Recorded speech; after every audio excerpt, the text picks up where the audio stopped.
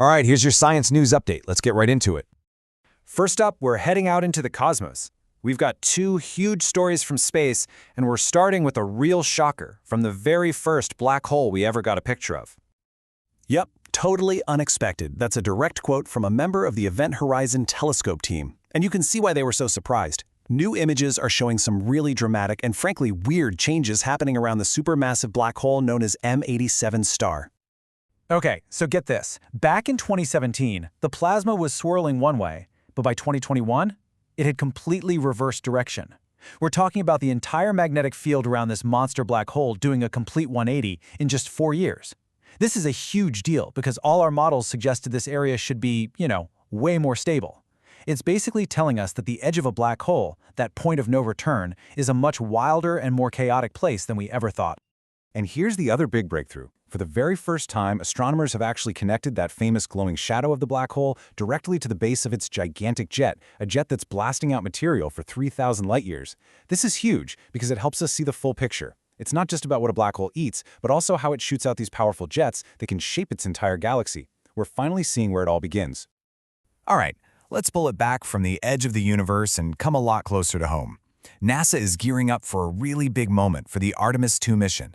We're talking about the last major test before we see humans fly around the moon again for the first time since the Apollo days. This is a massive step, really, towards eventually having people living and working up there.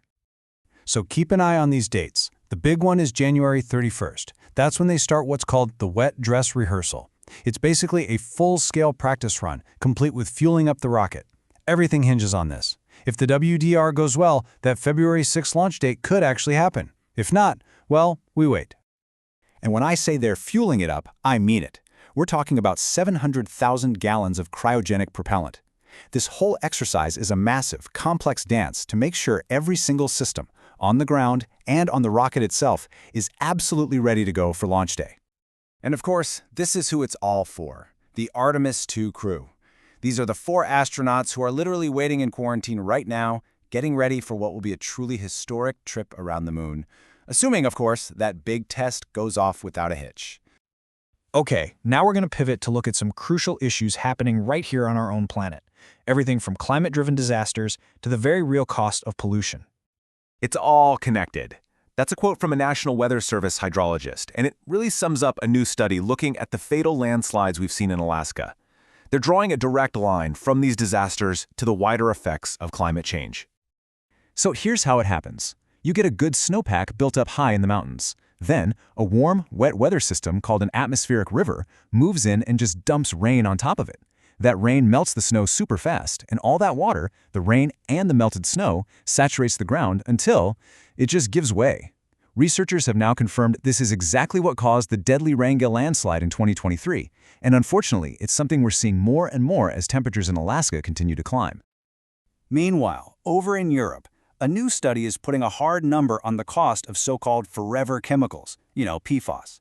And what they found is this huge, massive gap between what it costs to prevent this pollution versus what it costs to clean it up later. And I mean, just look at these numbers. The financial argument is pretty staggering. Doing nothing? That's projected to cost 440 billion euros. But trying to clean it all up after it's out there? We're talking over 1 trillion euros. The takeaway is crystal clear.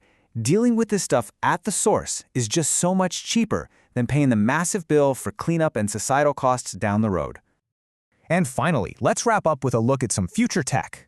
We've got 2 really cool breakthroughs that could have a huge impact, one for dealing with CO2 emissions and another that's completely rethinking how we do computing.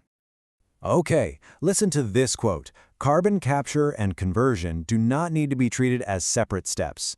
This comes from the author of a study on a brand new electrode. Basically, it takes 2 really complicated, energy-hungry processes and mashes them into one. This could be a total game changer for making carbon capture actually practical for industries. So here's the genius of it. This one little device can suck CO2 right out of, say, factory flue gas. And then in the same step, it converts that CO2 into something useful, in this case, formic acid. The really important part is that you don't need that extra super expensive step of purifying the CO2 first. It just grabs it and converts it, making the whole thing way more efficient. All right, for our last story, we're diving into the world of quantum computers. Now, you probably know these things need to be kept incredibly cold to work. But here's the catch-22. The very systems we use to cool them down create electromagnetic noise, which is like poison for the super delicate quantum states they rely on. So scientists in Sweden have come up with a wild solution. They've built something called a quantum refrigerator. It's based on this idea of Brownian refrigeration. Instead of trying to eliminate all that random thermal noise, they thought, hey, what if we could actually use it? And that's what they've done. They've harnessed that noise to actively make things colder. And this really shows you the shift in thinking. The old way was to fight the noise created by the cooling system. The new way is to use controlled noise as the actual engine that drives the cooling process.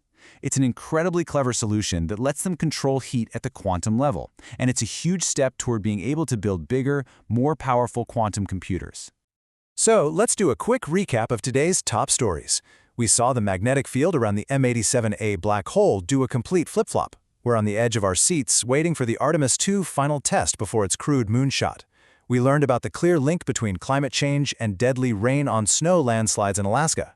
And finally, we saw incredible new tech that turns CO2 and even random noise into something useful.